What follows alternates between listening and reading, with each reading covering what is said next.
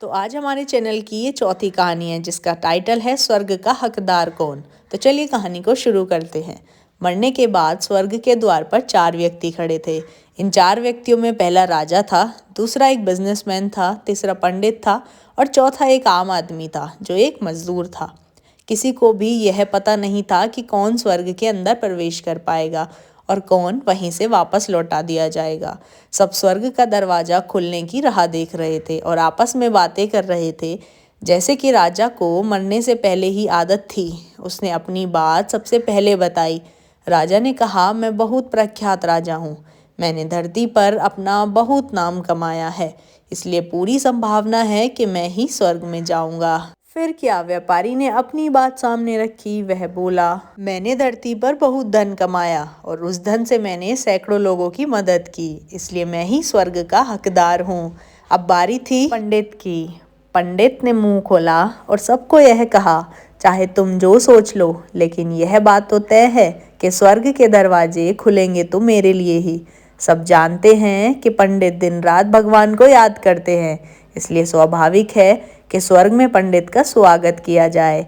जब सबने अपना अपना पक्ष रख दिया, तब सबकी नज़र उस मजदूर पर थी जो चुपचाप अपनी नज़रें झुकाए बिना कुछ बोले वहीं पर खड़ा रहा। तो दोस्तों, आपको कौन लगता है स्वर्ग का हकदार किसे बनना चाहिए? अभी मुझे कमेंट करके बताएं। तो आगे अपनी वीडियो को लेकर चलते हैं। अब स्वर्ग का दरवाजा खुला और वहां पर एक देवदूत आकर खड़ा हो गया।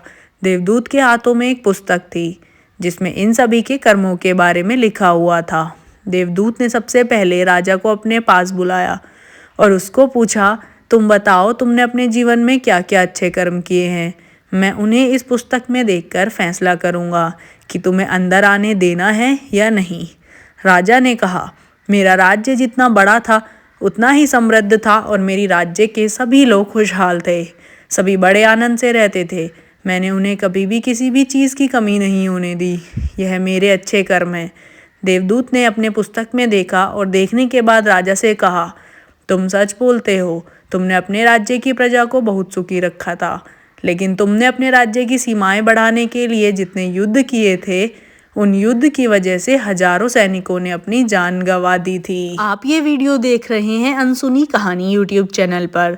तो आगे की वीडियोस देखने के लिए अभी मेरे चैनल को सब्सक्राइब कर दें। आपका बहुत बहुत धन्यवाद। तो चलिए अब वीडियो को आगे बढ़ाते हैं। तो जिन सैनिकों ने जान गंवा दी थी, उन सैनिकों के परिवार के दुख का कारण तुम बने थे राजा, इसलिए तुम स्वर्ग में नहीं आ सकते। अब बारी थी व्यापारी की।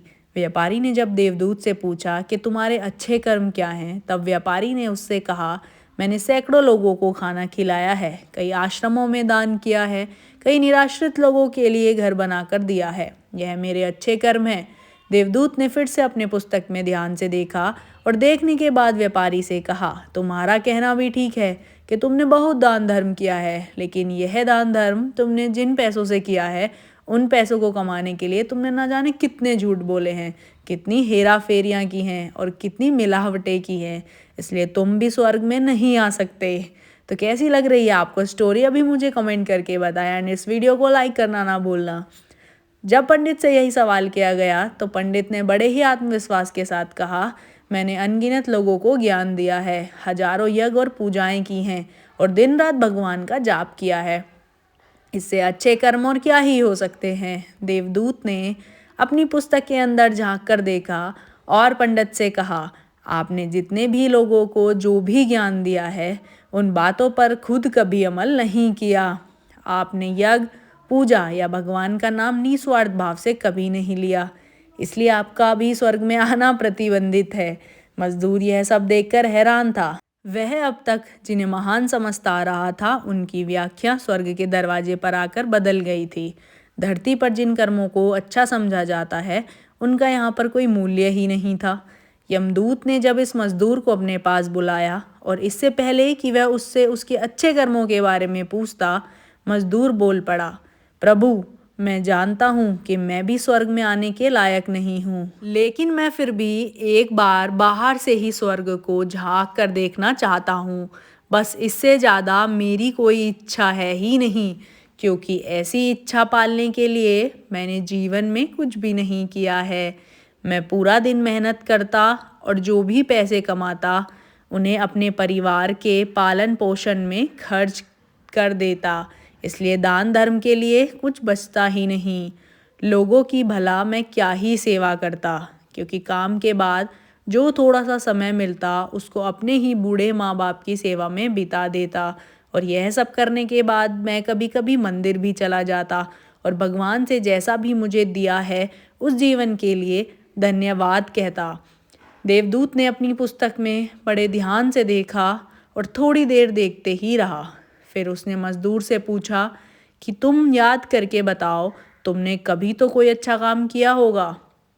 मजदूर ने थोड़ी देर सोचने के बाद बोला, हाँ, मुझे थोड़ा थोड़ा याद है।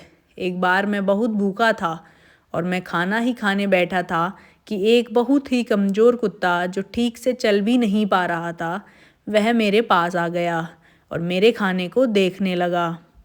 तब मैंने अपनी रोटी उसे खिला दी थी और उस दिन मैं खुद भूखा सोया था। मजदूर की बात सुनने के बाद देवदूत मुस्कुराया और मजदूर को बड़े सम्मान से स्वर्ग के अंदर लेकर गया। दोस्तों, अच्छे कर्म लोभ, मोह, माया इन सब भाव में आकर नहीं किए जाते और ना ही अच्छे कर्मों की श्रेणी में गिना जाता है। निस्वार्थ भाव से किया गया एक ही अच्छा कर्म भी आपके जीवन के सारे पाप धोने की शक्ति रखता है।